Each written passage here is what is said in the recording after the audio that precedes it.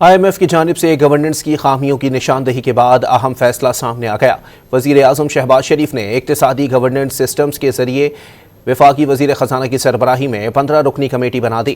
IMF نے کہا تھا کہ گورننس اصلاحات پر عمل درآمد سے پاکستان معاشی شرح نمو میں 6.5% تک اضافہ کر سکتا ہے۔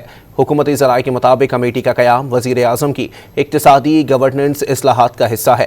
کمیٹی سہ ماہی بنیادوں پر اپنی رپورٹ وزیر اعظم کو پیش کرے گی۔ ذرائع کے مطابق مختلف وزارتوں کے secretaries, chairman SECP، governor state bank, chairman CCP، MD PPRA, DG tax policy of اور ایڈیشنل آڈیٹر جنرل بھی کمیٹی میں شامل ہیں۔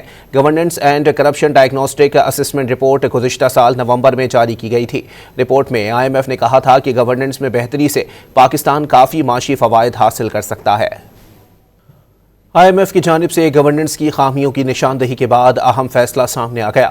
وزیر اعظم شہباز شریف نے اقتصادی گورننس سسٹمز کے ذریعے وفاقی وزیر خزانہ کی سربراہی میں 15 رکنی کمیٹی بنا دی۔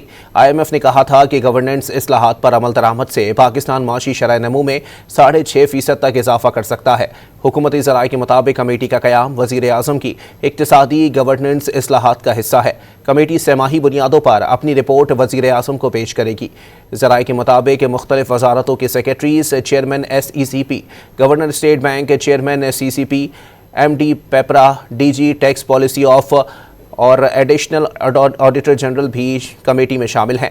Governance and corruption diagnostic assessment report گزشتہ سال نومبر میں جاری کی گئی تھی۔